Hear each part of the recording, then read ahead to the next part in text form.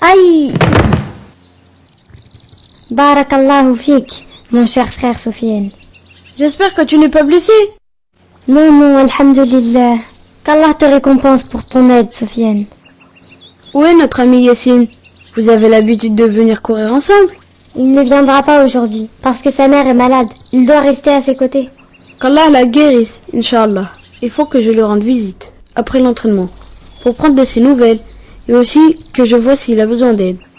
Passe-lui le salam en attendant de le voir ce soir.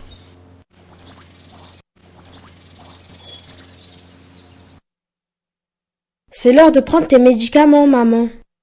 Allah te récompense, mon fils. Tu as fait beaucoup d'efforts, tu as veillé toute la nuit pour moi.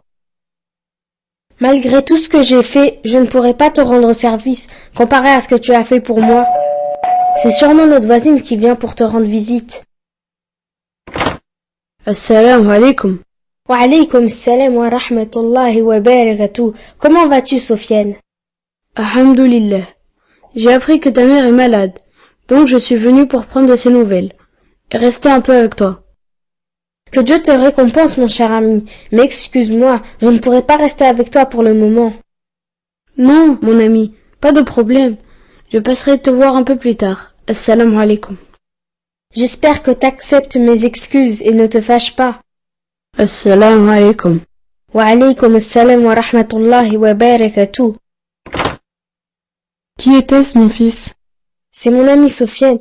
Je me suis excusée de ne pas pouvoir l'accueillir pour pouvoir m'occuper de toi, maman. Que Dieu te bénisse, mon fils.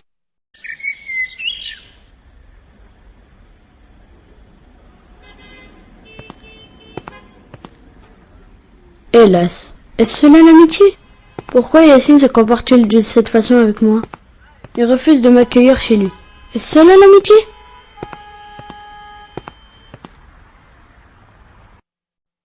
Assalamu alaikum, mon père. Wa alaykum assalam wa rahmatullah, mon fils. Qu'est-ce que tu as, Sofiane? Je te sens préoccupé. J'ai voulu faire le bien, mais j'ai été maltraité. Comment cela s'est-il passé?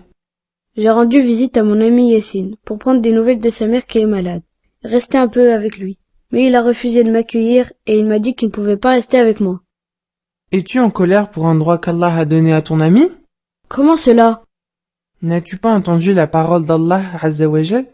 Ô vous qui croyez, n'entrez pas dans les maisons autres que les vôtres, avant de demander la permission et de saluer leurs habitants. Cela est meilleur pour vous.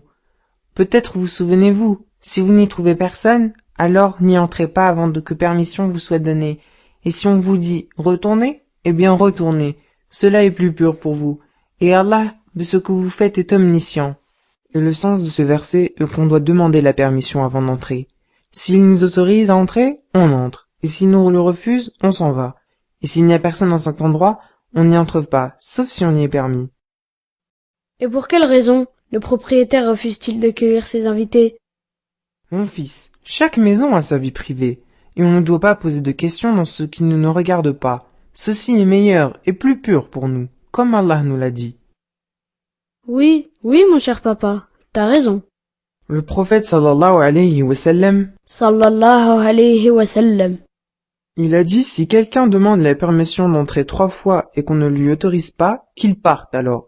Cela veut dire que si tu frappes à la porte 3 fois, ou que tu appelles 3 fois et que la personne ne répond pas, alors tu dois partir.